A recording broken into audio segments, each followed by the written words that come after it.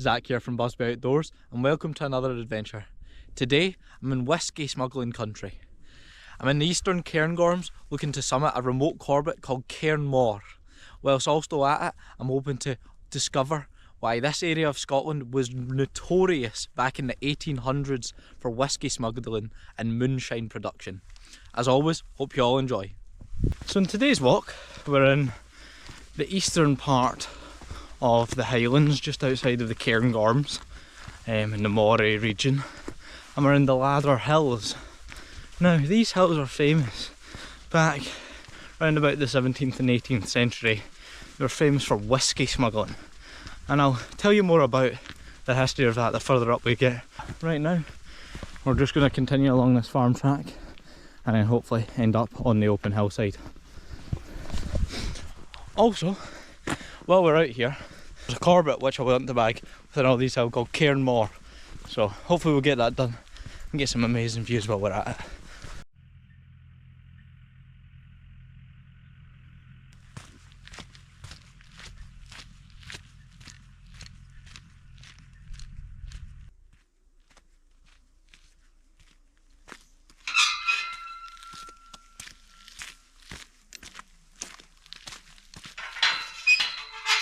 Lovely rolling hills in the neck of the woods, absolutely lovely. Oh, quite compact as well, which may be why they were used for the whisky smuggling back, as I say, in the 17th and 18th century.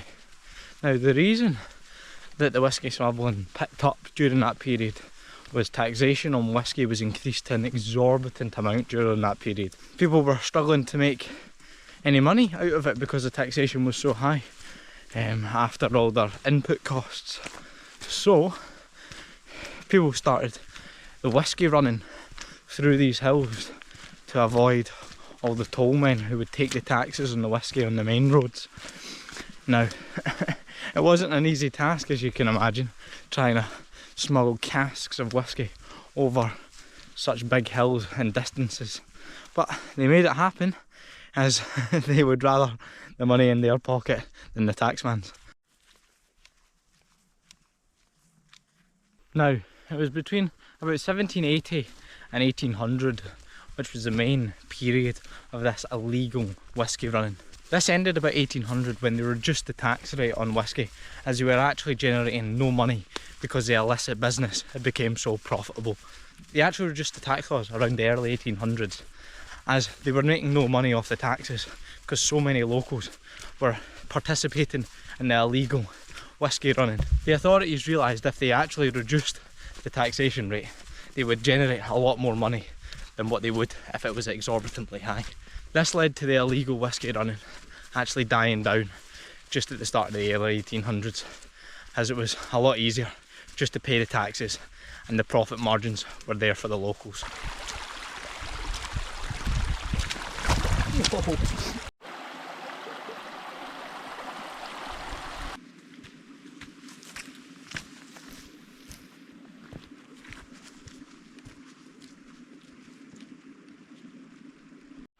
This is pretty amazing. We're walking through some of these paths right now which would have been used to smuggle the whisky. Before coming to this area I'd never heard of the smuggling which took place up here, and supposedly in these hills there was hidden dens which they would brew moonshine in as well, to ensure that their entire operation remained hidden from the law. We've got some blaeberry leaves down here. They're out of season at the minute. They're a really nice summer berry. Pretty much just wild blueberries. That would have been a nice snack, but unfortunately they're out of season, as I say. However, down here, I believe that's a cranberry.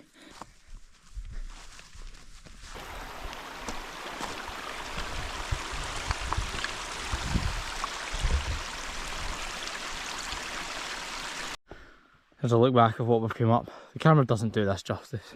This is mega steep, it really is. It's because there's not a good path and it's really turfy. It's really hard to get a good foot placement, and the gradient's a lot steeper than it looks in the camera, so I'm out of puff to say the least. I'm just before the final pull up I'm struggling here, absolutely sweating buckets, just enjoying the views down here. I'll take the opportunity to tell you a bit more about the smugglers. So, supposedly there was hundreds upon hundreds of smuggling operations running in the Glenlivet Hills, especially the Ladder Hills alone. Not to mention probably hundreds of other operations which were running across Scotland at the time. Also, round about this time, in about 1829, when the laws were easing in, the smugglers still wanted to run their ring because they were still making more profits while avoiding the taxman. When a man named George Smith, who's the founder of the Glenlivet distillery, decided to take his business from the hills where he started and make it legal down in the village.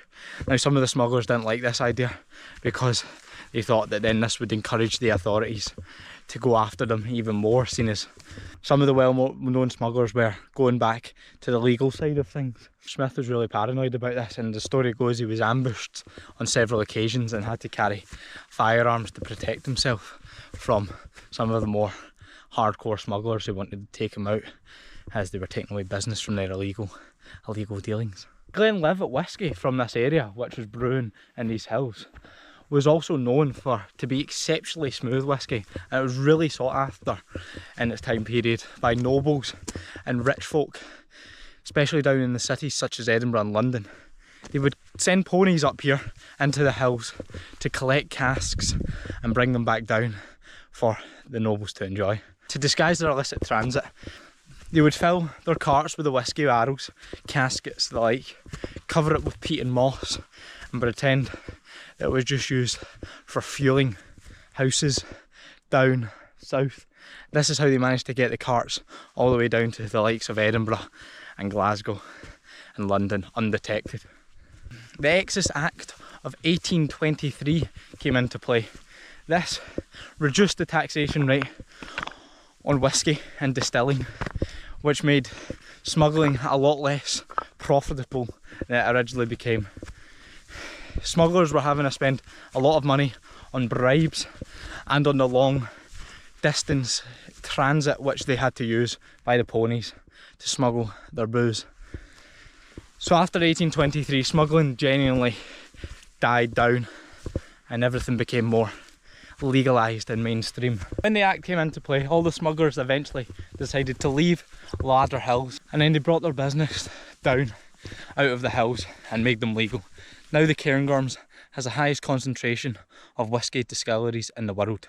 There's over 50 distilleries in this one area, which is absolutely insane, and it all started from up here in the hillside area. Now that I've managed to catch my breath, told you a bit more about the scenery, I can push on to the top of this BLAC and hopefully it'll be a bit more flatter from here on out. It's a nice wee stalking path going up the hillside over here, and I believe my summit cairn is over there. Over that side, trying to make my way over to the cairn, and there's big massive divots of bog, which I'm going to have to try and navigate around. Hopefully there's a way. I don't fancy going down and seeing how far I get stuck. There's also like wee patches of ponds and whatnot I need to watch out for. I don't want my feet going through.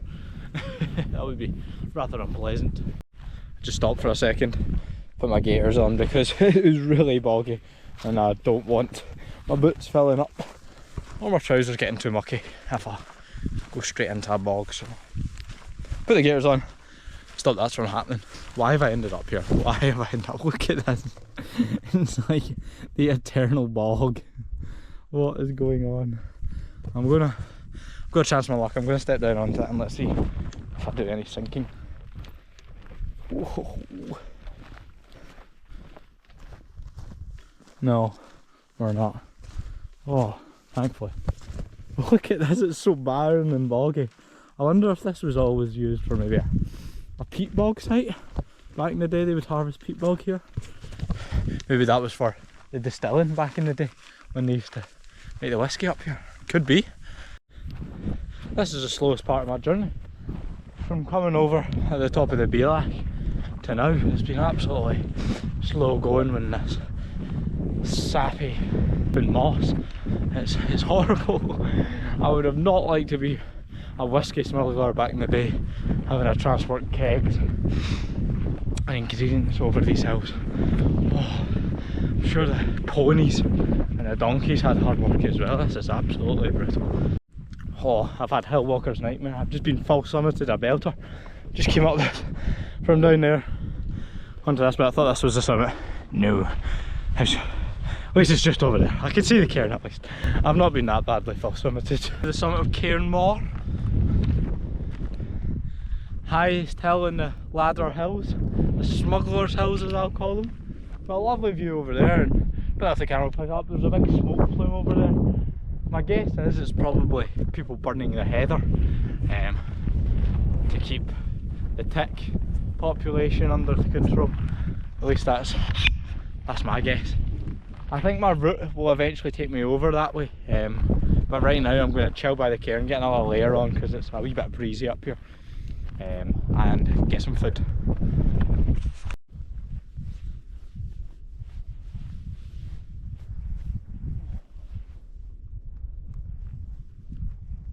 Oh, it's a bit breezy up here. Glad I brought my jacket. Right, to start us off in the snacks, gonna have some yogurt, then got some cranberries and nuts, followed by probably a Reese's cup. Seems like a good snack.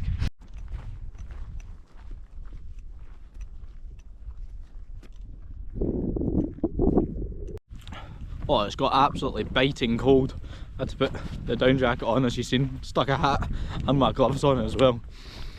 It is not that you can really hear the wind, but it's coming from the southeast and it's pretty nippy. I'm heading due south at the minute, hoping to do a loop back round down to the track and come out behind the distillery. So I'll bring you back once I've found my bearings and yeah, see where we end up. Right, I believe the route I'm following is going to take me up here and then all the way around and down that hillside there onto that plateau. That's about 666 metres, and from there it's a steep drop down into a wee glen, and I follow the river up and should meet a track. So we'll press on and see, but if we look down there, that's where I'm meant to be. A wee chimney down there with the smoke billowing out of it, that's a distillery. So I'm actually walking away from my destination at the minute, which seems a bit counterintuitive, but hopefully we can find a way back down, which leads us back up the road.